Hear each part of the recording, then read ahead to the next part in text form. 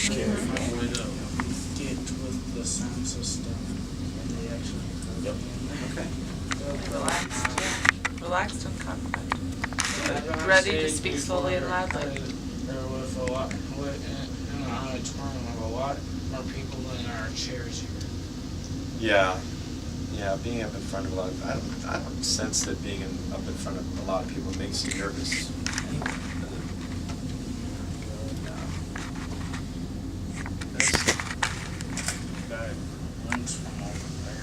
A glimpse. Okay, well, it's important that you read whatever. Don't just sign this without reading it. You don't know what you're promising me here. Should have brought your glasses, huh? They're right there. Yeah, if you have glasses now, would be a good time to put them on. And leave them on. You will be reading. Can you clean them? Go talk to Papa. He's got his handkerchief. Okay, so take a look. Read here, especially this part here, where it's going to sign. It's birthday presents for the rabbis on their birthday.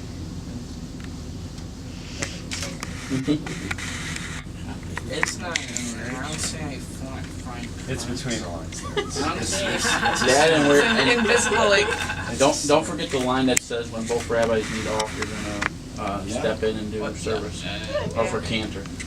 yes, or for cancer. And don't forget the line that they will give me a lot of cash. Oh. Yeah, no, that's in there. Yeah, it says fine print within the Upon fine print. Within becoming- the fine print. Within the fine print. Right, it says upon becoming president of the synagogue, you are entitled to $1,000 signing bonus when you're an adult and become a president of the synagogue. And also, there's a And fine candy print every on there Shabbat. that states that I get full reign over the computers when I'm here. The computers? Yeah. Let me scratch that part out. It's so. It's in there already. It's so small that if you were to cross it out, you'll cause a nuclear explosion. Oh my.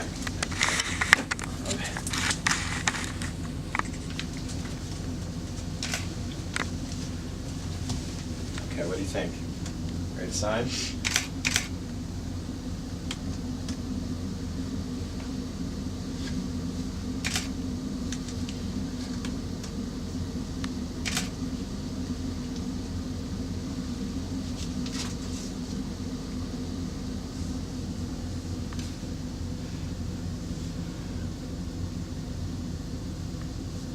Very nice.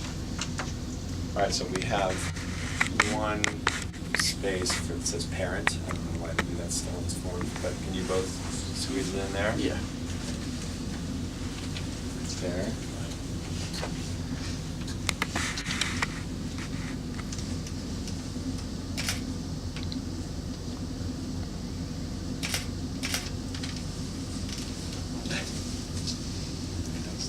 Nice glasses, Eric.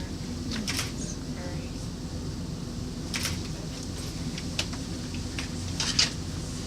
Okay, wonderful.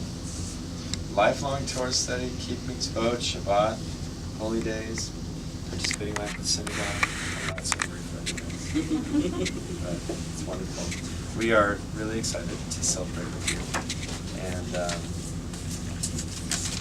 we're gonna have just a moment now to put on Eric's tallis, and then we'll all have a seat together. So come over here. Tell me where this is from. Here. Did your parents get it for you? Did you get to pick it out? It's really nice. You know what I like about this one? I like that it's blue also. Blue actually is a color, it's in your Torah portion. The part that I'm going to read right before you get up talks about how it's called techelet, which is a blue color that you just kind of see all over the place. And in more traditional talit, but it's such a rich color. And it also symbols The symbol of good, most especially in Star Wars. You never want a red lightsaber. Yeah. But for some reason, in Star Wars, the bad guy's weaponry for their armies is blue. The Empire's tanks blue, the Separatists warships blue. But the good guys have white or red. Well, this blue is from the Bible. And your tallis, actually, is sort of described in your Torah portion this week. It talks about when the priests come up to perform their function as priests, that they wear these beautiful clothing.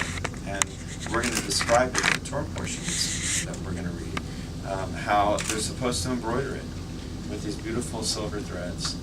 And it's important that when the priests come up to do their function, and for us today, that when we come up to lead services, that we have these beautiful garments to remind us of how important it is what we're doing.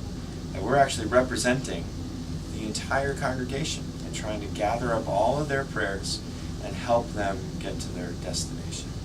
But you know that the real meaning of this talit is not in the beautiful design, but in these little white fringes, right? What the blue ones? Well, these are decorative, and they're really pretty.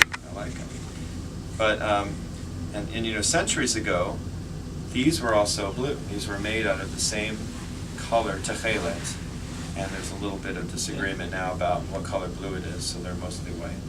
But you know that these fringes are supposed to symbolize something also, in the same way that the design symbolizes something. Life, creation.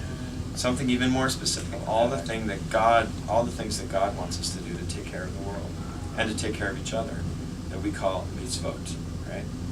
And all of the mitzvot are represented in these fringes. And so, you know, over time, there's been a really specific pattern that's been designated for them.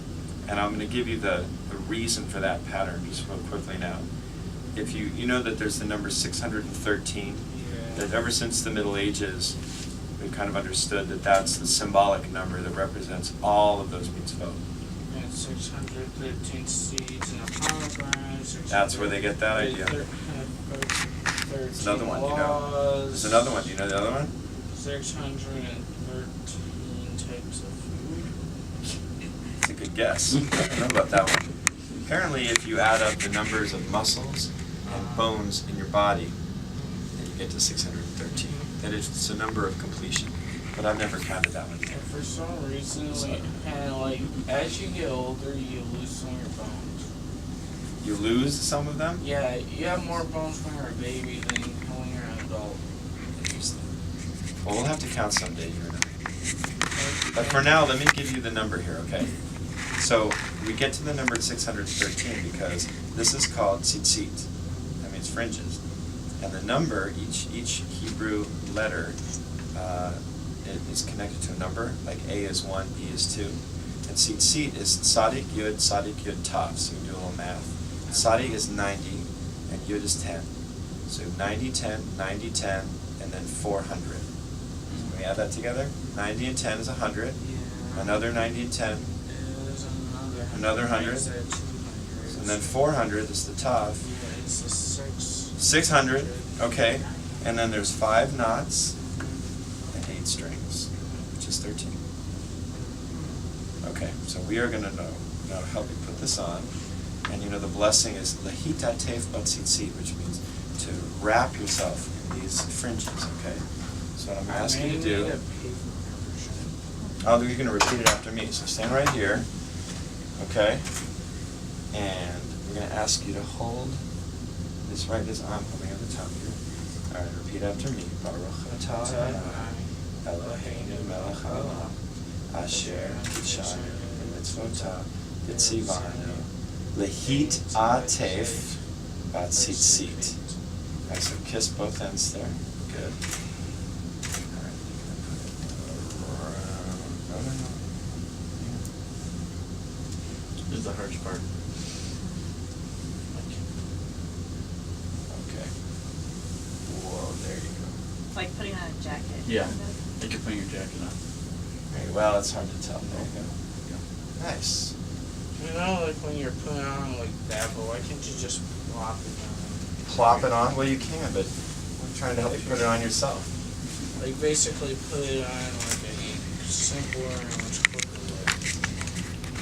Is it like my daughter puts on her jacket over the head this way? No, I'm talking like with this, just like putting it on like that.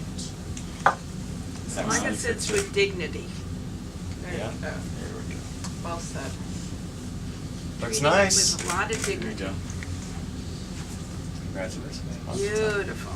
Looks good. Okay, so we just have a few minutes, and then we'll head out together. If you'd like to walk out with us, you can, or you're welcome to go have a seat now. So we're just going to go and sit in the front row.